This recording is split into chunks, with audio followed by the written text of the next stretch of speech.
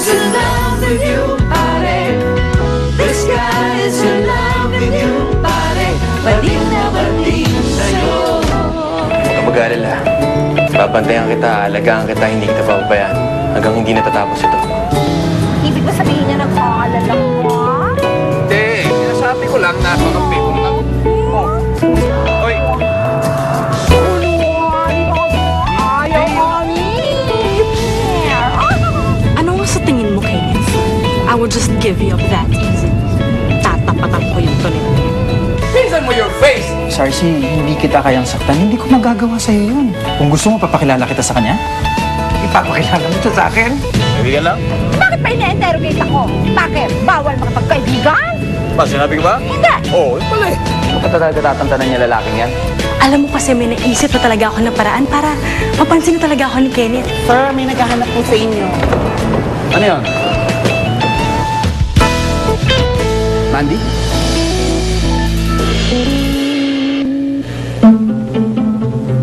Mandy, ano nangyari sa'yo? Ba't ganyan ang ayos mo?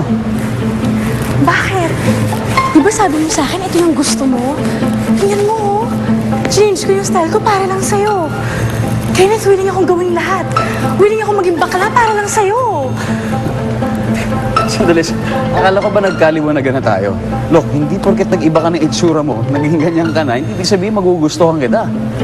Bakit? Ano bang problema? Ayaw mo ba yung makeup ko? Tingnan mo yung falsies ko, ayaw mo ba? At saka yung buhok ko, tatlong color pa yun, ayaw mo pa rin? Bakit ba hindi mo ko magustuhan? Simple. Kasi hindi naman ikaw si Tonet. Okay? Nagustuhan ko si Tonet hindi dahil sa itsura niya, hindi dahil sa gender niya. Nagustuhan ko siya dahil si Tonet. No more, no less. Kaya kahit magganyan ka pa ng itsura, hindi kita magugustuhan. Dahil kahit kailan, hindi ikaw magiging siya.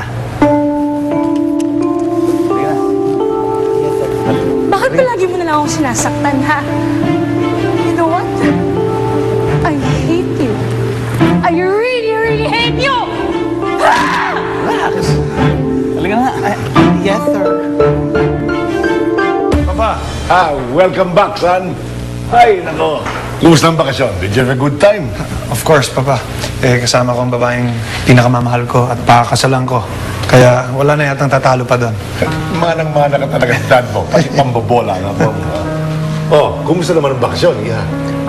Okay naman po. Maganda po yung lugar. Alam mo, we must have a dinner with the family of Nikki para mapag-usapan pa yung detalye ng kasal.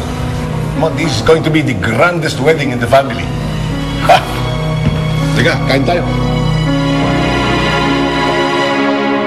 Alam mo, Marita, nagpapasalamat ako dahil ngayon nasamahan mo ako. Oo nga eh. Nagpapasalamat din ako at last nakalabas ako. Nagkaroon ako ng oras para lumabas. Pero alam mo ate, napakalaking tulong si Kenneth sa akin. Alam na niyang pasikot-sikot ng negosyo. Well, balang araw baka pamana ko na sa kanyang aking club. Are you okay? Sure, I'm fine. Are you sure?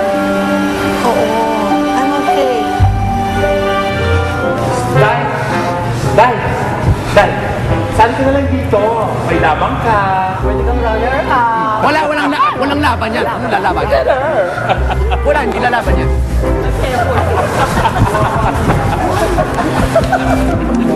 Anong pinagtatawanan niyo doon, ha? Kayong lahat. Kayong mga bakla. Malas kayo! Malas!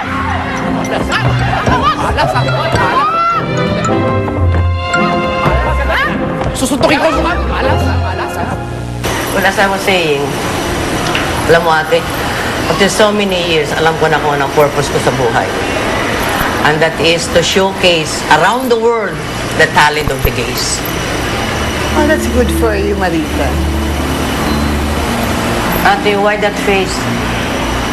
Huwag mo naman sabihin hanggang ngayon, at your age, hindi mo pa alam ang purpose mo sa buhay. I know what I'm living for, Marita. Kaya lang kuminsan napafrustrate ako eh. Kasi yung gusto kong mangyari, hindi naman nangyayari. And that is? And that is, ang pagbatiin ko yung mag-ama, si Henry at saka si Kenneth. Mula nang umalis si Kenneth sa bahay, I've been praying for him na sana bumalik. Pero parang malabo. Ate, give it some time. Saan mapupuntahin kung di magkakabati-bati din ang dalawang yan? Are you okay? Ano lang ako, parang masama lang katawan ko ng ko. Buti nga sumama ka sa akin. Sure you're okay, ha? Oo. Kayo lang tayo lumabas, eh. Parang ang weird nito mga designs na to. Hindi ko gusto. Ito, sobrang simple. Itong isa naman, masyadong OA. Kita mo? Saan ba kasi si Tonet? Magpatulong nga tayo sa kanya. Sir, nasa labas po kasi kausap si Tito. Si Chito, ano naman pinag-uusapan nila? Pakisabi sa kanya, papasukin mo na dito sa loob. Okay, huwag siya magtatatanggap ng bisita rito. Pag oras ng trabaho, dapat nandito lang siya.